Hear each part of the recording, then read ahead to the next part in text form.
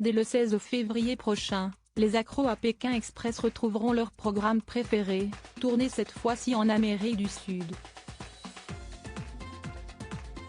Si un choix secret viendra pimenter l'aventure, Stéphane Rothenberg sera toujours aux manettes, avec son lot de mésaventures. Invité dont refait la télé sur RTL, l'animateur a raconté la pire d'entre elles. Si est reparti pour un tour. Stéphane Rothenberg, et toute la production de Pékin Express, ont repris la route des tournages pour une toute nouvelle aventure, placée sous le signe du dépaysement. Direction l'Amérique du Sud, cette fois-ci, avec au menu des réjouissances les joyaux de la Bolivie et du Paraguay, avant l'arrivée à Rio de Janeiro. Mais ça ne sera pas tous les jours carnaval pour les 8 binômes sélectionnés pour cette course effrénée, avec l'instauration d'une nouvelle règle qui risque de démasquer les plus stratèges d'entre eux.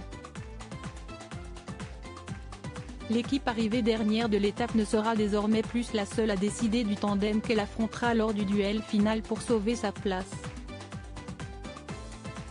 Toutes voteront à bulletin secret pour déterminer celui qui devra aller au charbon. Les tensions entre baroudeurs risquent de s'intensifier, et Stéphane Rothenberg devra gérer cette animosité ambiante. Comme il est parvenu à garder son sang-froid lors des précédentes saisons, lors desquelles se sont cumulés les imprévus. Accident de sidecar aux Philippines, interruption de la course liée au Covid-19, arrestation par les autorités indiennes, le chat noir de M6 est toujours retombé sur ses pattes.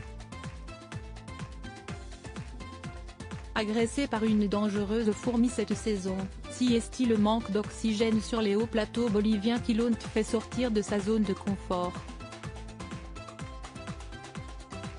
Au début on sort de voiture et on marche jusqu'à l'hôtel avec le rythme habituel, et on se rend compte qu'on n'arrive pas à la porte, parce que déjà, les 6 pas. Et en fait, on prend 20 ans, a-t-il confié au micro d'Éric Dussard sur RTL, comme le montre un extrait dévoilé par Télé Loisirs. Mais cette acclimatation ne restera pas comme la plus douloureuse à digérer pour le fin gourmet de Top Chef. Sa rencontre malencontreuse avec une Paraponera clavata, communément appelée fourmi-balle de fusil, n'a pas été à son goût. Une bête qui doit son nom à la douleur qu'inflige la piqûre de son long dard. Si est-il la pire expérience que j'ai dû endurer car sa mort, si est-il très agressif, et il n'y a pas de remède, s'est-il souvenu. Mais rien n'est près le Steven Seagal de Pékin Express, pas même la plus tueuse des fourmis.